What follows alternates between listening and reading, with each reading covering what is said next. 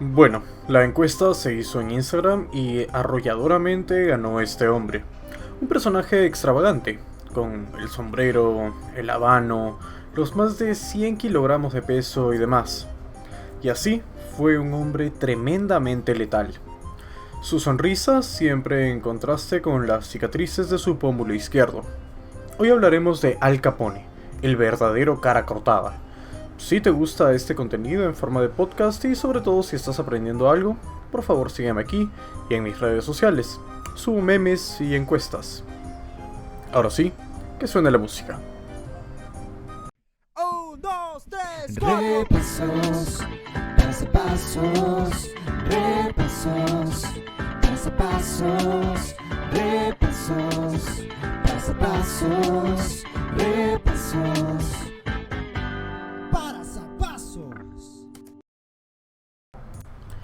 Gabriel y Teresa Capone hicieron el gran salto de Sicilia a Nueva York en 1894, donde vivieron en un departamento de Park Avenue. Gabriel era barbero y se encontró en una ciudad que vilificaba a los extranjeros, sobre todo a los italianos, a quienes culpaban de las altas tasas de crimen en el estado. Sin embargo, los Capone eran una familia trabajadora, respetuosa de la ley y que solo intentaba acoplarse a su nuevo hogar. Cuando su cuarto hijo, Alphonse, nació en 1899, la familia vivía decentemente gracias al arduo trabajo que hacían. Sin embargo, aunque los Capone eran decentes, el resto de familias italianas que vivían en el lugar, digamos que no tanto. Cuando Alphonse tenía 10 años, empezó a exhibir la rudeza de sus años adultos. Desde siempre tuvo un gran don de liderazgo. A los 14 formó la Navy Street Gang para proteger a las mujeres italianas del acoso de sus vecinos irlandeses. Para ese momento ya había sido expulsado del colegio por golpear a una profesora en la cara, bajo la excusa de que ella lo golpeó primero.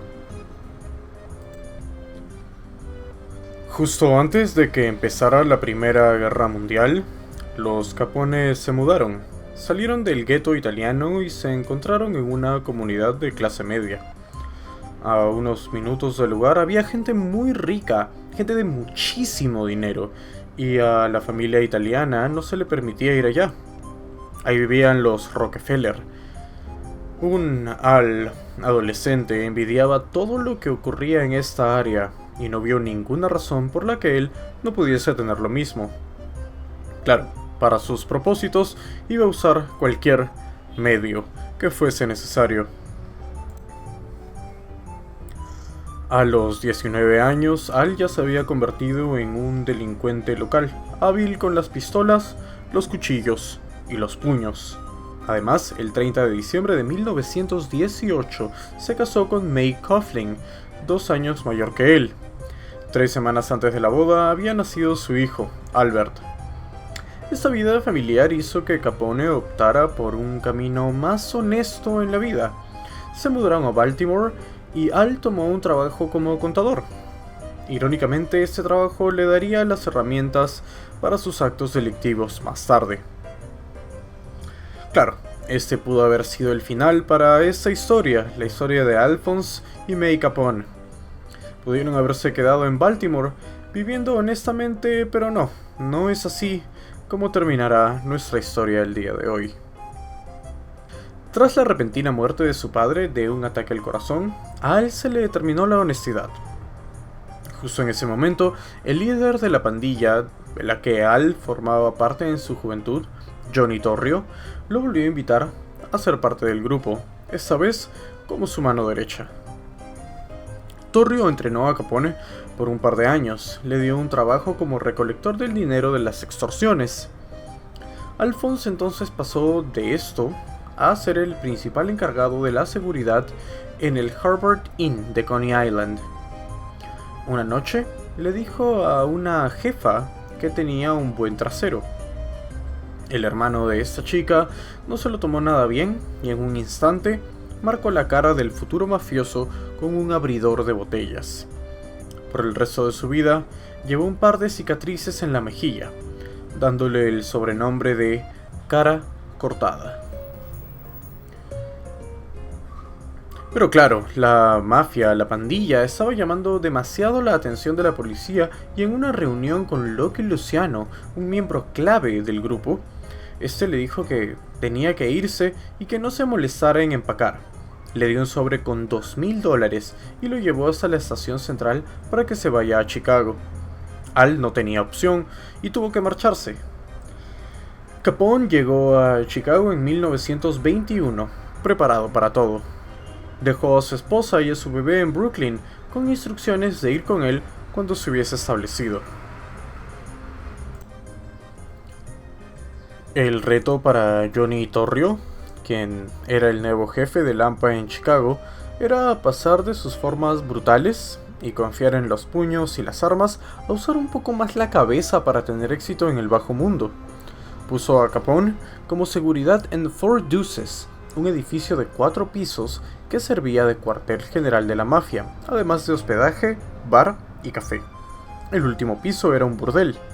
Al usualmente tomaba los servicios de este último piso, lo que resultó en una batalla de por vida con la sífilis. Por supuesto, este no era un lugar para los débiles de corazón. Muchos asesinatos que nunca fueron resueltos se dieron ahí, con Cara Cortada encargándose de aquellos que Torrio quería muertos. De hecho, a Al le fue tan bien que, tras un año, se hizo socio y ganaba unos $100,000 al año.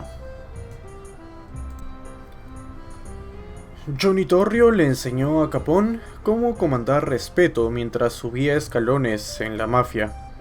Como Cortada, Al tenía una tienda de muebles de segunda mano justo al lado. Incluso en su tarjeta personal decía esto. Las autoridades de Chicago empezaron a tumbar el crimen organizado de a pocos. Torrio había expandido los intereses de su negocio hasta los suburbios. Ahí, la policía local y los políticos eran más fácilmente controlados. De hecho, todo lo que Torrio estaba haciendo en ese momento era lo que más tarde Al Capone iba a heredar. Para cuando nuestro Cara Cortada llegó a la Ciudad de los Vientos, Torrio ya tenía el mercado del vicio, las apuestas y la prostitución. Luego, con la elección del alcalde William Devine en octubre de 1923, tuvieron que retirarse y mover las operaciones al suburbio de Cícero. Para enero de 1924, Johnny Torrio estaba tan confiado con su posición que se embarcó en un viaje a Italia, donde iba a comprar una casa para su madre. Mientras estuviese fuera, por supuesto, Al Capone estaría a cargo. Su primer reto sería asegurarse de que los oficiales del gobierno que tenía comprados aún le fueran leales. Para esto llevó a trabajar con él a sus 2 hermanos, Ralph y Frank. Tanto ellos como el resto de la organización de Torrio seguían las órdenes de Al sin chistar, y esto incluía a políticos y policías. Era básicamente inútil oponerse a la organización.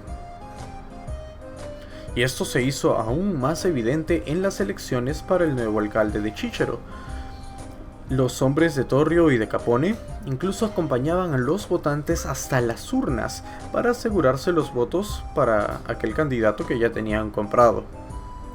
Aquellos que no cooperaban eran asesinados y se hacía un ejemplo con ellos. Por supuesto, los ciudadanos honestos estaban molestísimos. Algunos policías encontraron a Frank Capone en la calle y lo mataron a balazos. Cuando Al supo de esto, su salvajismo salió a flote y tomó muchísimo de la habilidad de Johnny Torrio con las palabras para que se calmara. Las emociones negativas de Al por lo que le había pasado a su hermano finalmente salieron a flote el 8 de mayo de 1924. Uno de sus amigos había sido golpeado por Joe Howard, un matón irlandés. Al fue a buscarlo y le disparó en la cara frente a docenas de personas. Al, no fue a prisión por esto, pero la prensa sí lo reconoció. Este fue el inicio de su persona pública. Y esto va mucho en contraste con lo que Al Capone usualmente hacía, que era ocultar sus actos delictivos y donar mucho dinero a la beneficencia, a la caridad, porque él quería que su imagen pública siempre estuviese limpia. Pero bueno, en enero de 1925, Johnny Torrio fue emboscado por una pandilla rival. Casi pierde la vida, estuvo a punto. Pero bueno, se salvó y cayó 9 meses en prisión. En este tiempo, decidió que ya había tenido suficiente de la brutalidad del mundo del crimen. Dejó absolutamente todo en manos de Al Capone y desapareció. Al Capone entonces heredó una mina de oro casi imposible de descubrir. Como el gobierno local estaba comprado, y bueno, nadie veía criminales en las calles, todas las operaciones estaban encubiertas, Al entonces puso la mirada en el norte de Chicago. Para este efecto, tenía que hacerse cargo de los Guenas, la mafia de ese lado de la ciudad. Los Guena eligieron a un par de sicilianos para asesinar a Capone. Sin embargo, ellos reconocían el poder de Cara Cortada y en vez de asesinarlo, le contaron las intenciones de sus rivales. Al los envió de vuelta con la orden de matar a los Guena. Ellos cumplieron, por supuesto, asesinando a 3 de los hermanos. Los que quedaban aún con vida se fueron a Sicilia. Con ellos, fuera del camino, solo quedaban los sobrevivientes de la pandilla de los O'Banion, con quienes ya tenían una larga rivalidad.